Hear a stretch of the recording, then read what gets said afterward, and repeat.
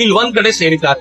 ಎಲ್ಲರೂ ಒಂದ್ ಕಡೆ ಸೇರಿ ಬೆಳಗ್ಗೆ ರಾಮನಾಮ ಜಪ ಶುರು ಮಾಡ್ತಾರಲ್ಲ, ಅಲ್ಲಿಂದ ಈ ಇಡೀ ಕಾರ್ಯಕ್ರಮ ಆರಂಭಗೊಳ್ಳುತ್ತೆ. ಅದಾದ ನಂತರ ನಿರಂತರವಾಗಿ ಹಿಂದುತ್ವದ ಹೋರಾಟಗಾರರ ಮಾತುಕತೆಗಳು, ಅದನ್ನ ಕೇಳ್ತಾ ಜನ ಇಲ್ಲಿ ಬಂದು ಈ ಎಕ್ಸಿಬಿಷನ್ ಸೆಂಟರ್ ನಲ್ಲಿ ನಿಂತಾಗ ಮೈ ಮರೆತು ಬಿಡ್ತಾರೆ. ಯಾಕೆಂದ್ರೆ ಹಿಂದೂ ರಾಷ್ಟ್ರ ಕಟ್ಟುವಲ್ಲಿ ಯಾವ್ಯಾವ ಥರದ ಶಸ್ತ್ರಗಳು ಬಳಕೆಯಾಗಿವೆಯೋ ಅದೆಲ್ಲವೂ ಇಲ್ಲಿ ನೋಡ್ಲಿಕ್ಕೆ ಸಿಗುತ್ತೆ. ಡೆಫಿನೆಟ್ಲಿ ಇಲ್ಲಿಂದ ಹೋಗಬೇಕಾದ್ರೆ ಏನೋ ಒಂದು ಪ್ರೇರಣೆ ತೆಗೆದುಕೊಂಡು ಹೋಗ್ತಾರೆ. ಅಫ್ಕೋರ್ಸ್ ನಾನು ಮತ್ತು ನನ್ನ ಜೊತೆ ಬಂದಿರುವಂತಹ ಅನೇಕರು ಇಂಥದೊಂದು ಪ್ರೇರಣೆ ತೆಗೆದುಕೊಂಡು ಹೋಗ್ತಾ ಇದ್ದೀವಿ. ಇದುವರೆಗೂ ಏನ್ ಕೆಲಸ ಮಾಡ್ತಿದೀವೋ ಆ ಕೆಲಸಕ್ಕೆ ಇನ್ನೂ ಹೆಚ್ಚಿನ ಶಕ್ತಿ ತುಂಬಬೇಕು, ಇನ್ನೂ ಹೆಚ್ಚಿನ ವಿಶ್ವಾಸವನ್ನ ಸಮಾಜದಲ್ಲಿ ಜಾಗೃತಗೊಳಿಸಬೇಕು.